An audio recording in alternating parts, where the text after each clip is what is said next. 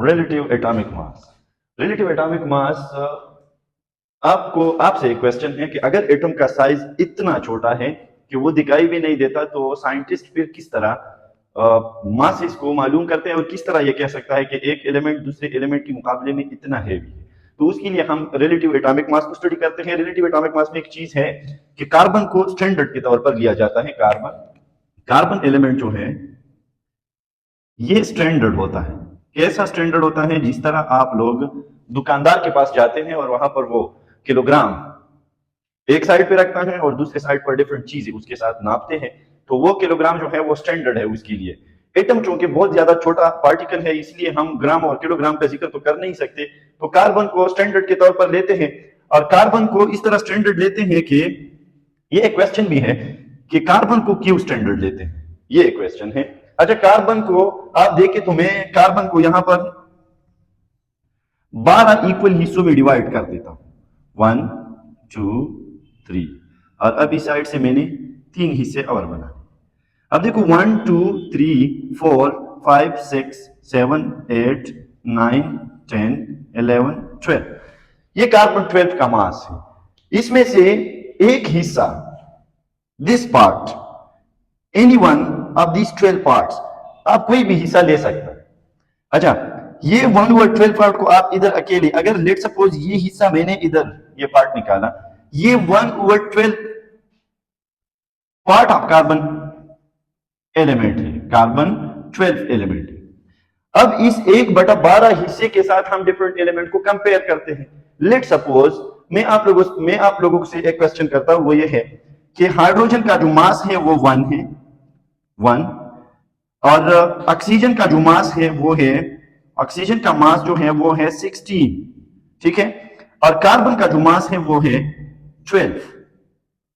आप मुझे ये बताएं कि हमें कैसे पता चलेगा कि हाइड्रोजन ऑक्सीजन के मुकाबले में कितना छोटा है, या कार्बन जो है वो ऑक्सीजन के मुकाबले में कितना हेवी है या कितना लाइट है।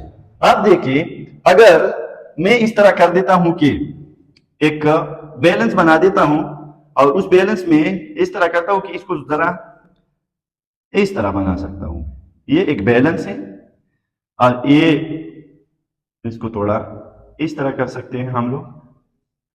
इस बैलेंस में मैं आप लोगों को एक बात क्लियर करता चलूं कि अगर आप लोग कार्बन एटम की 12 हिस्से इधर ले लें, 1 2 3 4 5 6 7 8 9 10 11 12, अब मुझे बताएं कि ये 12 हिस्से मैंने कार्बन के एक साइड पे लिए और कार्बन का एटम जो है वो दूसरे साइड पे रखा, कार्बन एटम को दूसरे साइड पे रखा, ये दोनों बराबर होंगे? यस, क्योंकि ये कार्बन, इसी कार्बन के 12 हिस्से, तो दोनों मास के लिहाज से बराबर है। लेकिन लेट सपोज अगर मैंने यहां पर कार्बन की बजाय नाइट्रोजन एलिमेंट लिया, नाइट्रोजन, तो आपका क्या ख्याल है, ये बैलेंस होंगे? नहीं, ये थोड़ा नीचे आएगा, ये थोड़ा ऊपर आएगा, क्योंकि नाइट्रोजन का मास ज्यादा है।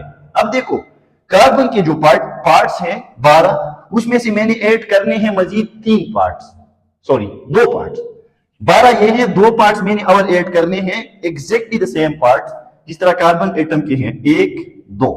अब ये बराबर हो जाएगा, क्योंकि ऑक्सीजन, हमें ये पता चला कि कार्बन 12 के मुकाबले में कार्बन 14 जो है, नाइट्रोजन जो है उसका मास 14 है, कार्बन का 12 है, तो ये बराबर नहीं होगा, इसलिए हमने 2 वही सेम पार्ट कार्बन के इधर डाले तो ये बराबर हुआ। अब क्वेश्चन ये है कि अगर हाइड्रोजन का 1 है तो ये क्यों 1 है? इसलिए कि आप 1/12 पार्ट को लेते हैं, 1/12 part of which atom? Carbon atom.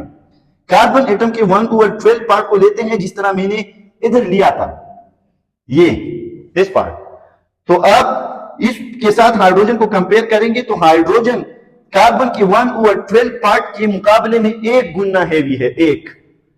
और अगर आप इस ऑक्सीजन को कंपेयर करेंगे कार्बन के 1/12 पार्ट के साथ, तो ऑक्सीजन कार्बन के 1/12 पार्ट के मुकाबले में 16 टाइम्स हैवी है।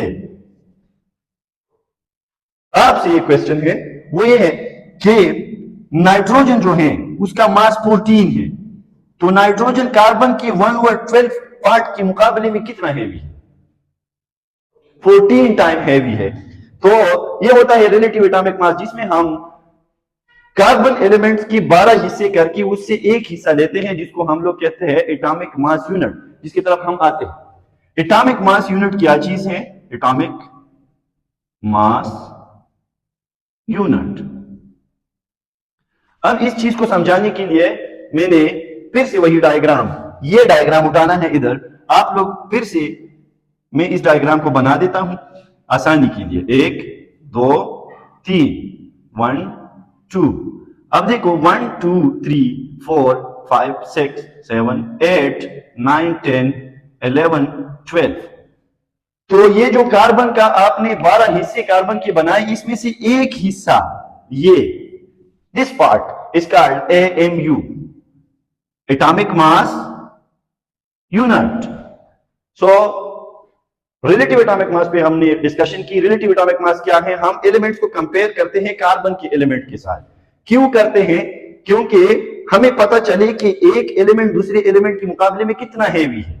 ठीक है, कार्बन को हम क्यों लेते हैं? क्योंकि कार्बन आसानी के साथ नेचर में अवेलेबल एक एलिमेंट है। इसी वजह से और बहुत सारी रीजन और भी हैं जिसकी वजह से हम कार्बन के साथ इसका कंपैरिजन करते हैं। Quick revision: the relative atomic mass of the element is the mass of an atom of that element relative to the mass of 1/12 part of carbon 12। किसी भी एलिमेंट के कंपैरिजन में आप कार्बन की 1/12 पार्ट को लेते हैं, उसके साथ एलिमेंट को कंपेयर करते हैं, इसको हम लोग कहते हैं रिलेटिव एटॉमिक मास। और दूसरी बात जो हमने इसमें की वो ये कि कार्बन को हमने 12 हिस्सों में डिवाइड किया, इसमें से एक हिस्सा जो है उसको एटॉमिक मास यूनिट कहा जाता है, और उस एक हिस्से से हम डिफरेंट एलिमेंट्स की कंपैरिजन करते हैं। हाइड्रोजन का एटॉमिक मास जो है वो 1 है, तो हाइड्रोजन कार्बन की 1/12 पार्ट के मुकाबले में एक गुना 1 टाइम हेवी है। ऑक्सीजन का मास जो है वो 16 है, तो ऑक्सीजन कार्बन की 1/12 पार्ट के मुकाबले में 16 टाइम्स हेवी है। और नाइट्रोजन का मास जो है वो 14 है, तो इसका मतलब यह है कि नाइट्रोजन कार्बन की 1/12 पार्ट के मुकाबले में 14 टाइम हेवी है। This is all about today's lecture. इसके बाद हम लोग करेंगे एवरेज एटॉमिक मास। तब तक के लिए अल्लाह हाफिज।